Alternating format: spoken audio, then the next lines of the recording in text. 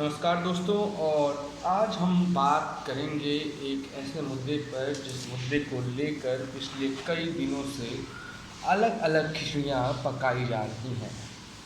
पर हकीकत ये है कि जो खिचड़ियाँ पक रही हैं उन खिचड़ियों में ना दाल का स्वाद है, ना नमक का, ना चावल का। बोलने का तर्क ये है कि रिया चक्रवर्ती के केस में मीडिया ने वो हर चीज़ निभाई जो निभानी चाहिए थी, भले उसमें यत्र नार्यस्तु पूज्यन्ते रमन्ते तत्र देवता का अनुभव नहीं किया।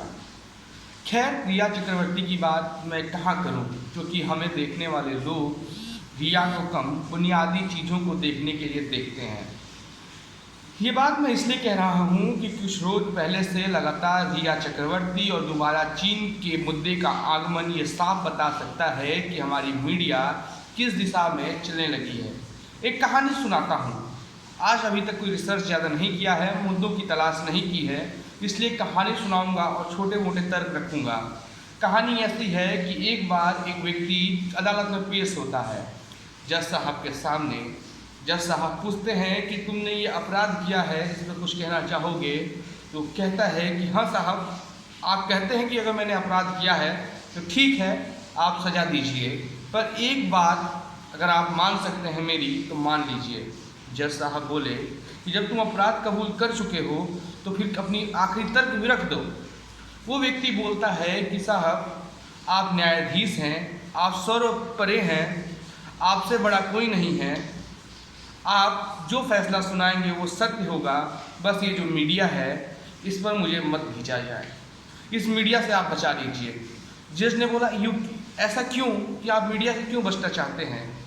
उसने कहा, जज साहब, अगर मैं सही भी रहूँगा, आप फैसला सुना भी देंगे, पर ये मीडिया जो है ये मुझे देशद्रोही घोषित कर चुकी है, जो लोगों के मन में मेरे खिलाफ नफरत फैला चुकी है, उसका क्या वो वापस मुझे लौटा देंगे? जज काफ़ी हैरान हुए। जज ने बोला कि ठीक है, अगर ऐसी बात है तो मैं मीडिया के खिलाफ एक आदेश जारी करता हूँ, आपसे वो माफ़ी मांग लेगी। उस व्यक्ति का आखिरी तर्क था जिसे जज ने शायद जवाब नहीं दिया। व्यक्ति ने कहा, आपको पता है मीडिया कितनी बार माफ़ी मांगती है? आपको पता है मीडिया कैसे माफ़ी मांगती है?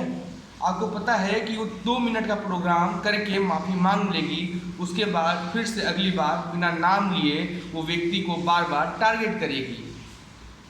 कहानी का ये मॉरल ये था कि मीडिया कोर्ट के आदेश के बाद भी जैसे तबलीगी जमात पर इतने अंड बंड सब बातें बोल गई, इतने बेबुनियादी बातें बोली गई, मानो कि एक समुदाय ऐसा है जो लगातार हमारे भारत में जहां एकता की बात की जाती है, जहां सबसे बड़ा लोकतंत्र है, उसमें सबसे बड़ा कलंक तबलीगी जमात और मुसलमान है। ये बात मैं इसलिए कह रहा हूँ क्योंकि 1 महीने पहले तक तबलीगी जमात का मुद्दा धीरे धीरे गायब होकर चीन तक पहुँच रहा था कि उसी बीच सुशांत सिंह राजपूत की मौत ने पूरा बखेड़ा खड़ा कर दिया और एक नई टीआरपी मिल गई। अभी सुशांत सिंह राजपूत का केस चल ही रहा था कि रिया चक्रवर्ती और का एंट्री हुआ।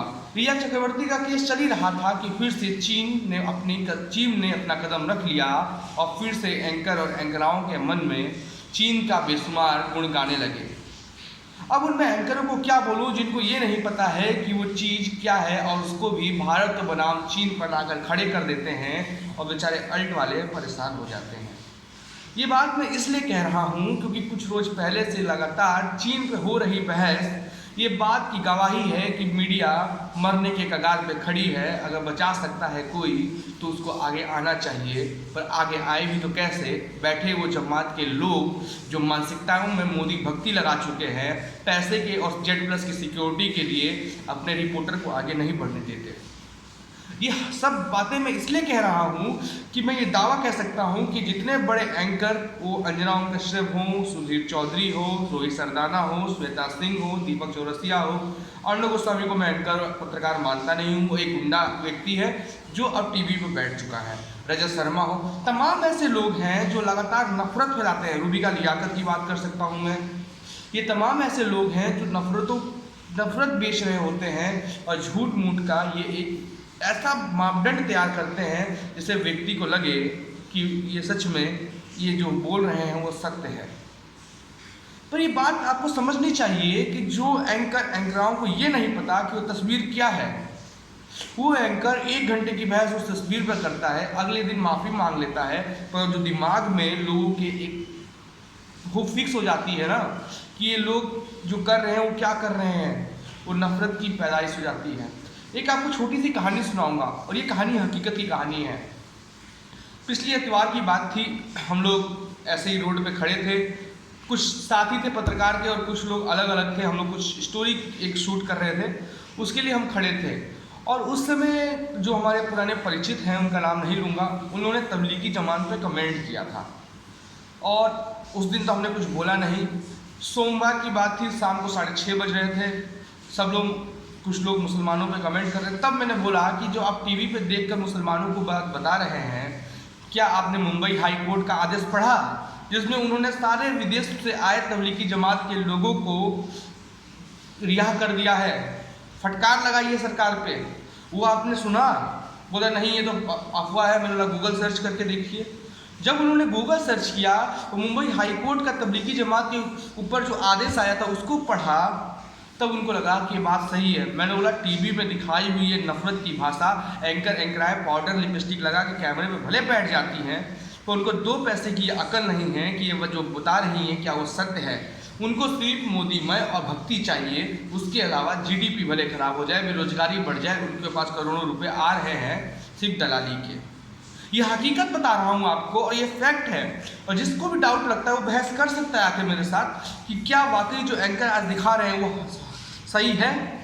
क्या बेरोजगारी का मुद्दा अहम नहीं था? क्या शिक्षा का मुद्दा अहम नहीं था? क्या इलाज का मुद्दा अहम नहीं था? क्या गरीबी का मुद्दा अहम नहीं था? क्या जीडीपी खराब होने की मुद्दा अहम नहीं था? ये सब मुद्दा अहम नहीं था? क्या रिया चक्रवर्ती का मुद्दा अहम था? सीबीआई का काम सीबीआई करती, फैसला आता 2 दिन टेलीकास्ट कर देते। पर आज मन की बात के लिए 2 घंटे ये बर्बाद कर सकते हैं। जिस मन की बात में इस पर डिसलाइकों की भरमार पड़ी रहती है, कमेंट बंद हो जाते हैं, पर गरीबी पे ये 1 घंटे का डिबेट नहीं कर सकते। ये Aaj Tak, Zee News, Republic News, India TV, News Nation, ABP News की बात कर रहा हूँ। तो आप सब ये कर सकते हैं, ये सब चैनलों को बॉयकॉट करना स्टार्ट करिए। टीवी पर भले कुछ और देखिए, गाना सुनिए, कुछ भी करिए, पर इन चैनलों को देखना बंद कर देंगे जिस दिन, उस दिन आप लोग एक महत्वपूर्ण और जिम्मेदार नागरिक बनने के लिए शुरू हो जाएंगे, आगे बढ़ जाएंगे, अग्रसर हो जाएंगे। ये बात मैं किस लिए कह रहा हूँ कि टीवी ने जो हमारे दिल में मानसिकताएं बैठा दी है, उसको निकालना बहुत ज़रूरी हो चुका है। खैर, आज रिसर्च हुआ नहीं है और थोड़ी देर में एक प्रोग्राम का हमें खुलासा भी करना है कि वो प्रोग्राम कब से आ रहा है और किस पे है। उसके लिए हम तैयारी कर रहे हैं, तमाम नोट लिख रहे हैं उसके ऊपर, और इसी चीज़ को लेकर हम एक नया प्रोग्राम लेकर आने वाले हैं कुछ दिनों में, जिसको आप देखेंगे और हमें उम्मीद है कि आपको पसंद भी आएगा ये टॉपिक। बाकी आज चैनल को सब्सक्राइब करिए और वीडियो को शेयर करिए। धन्यवाद।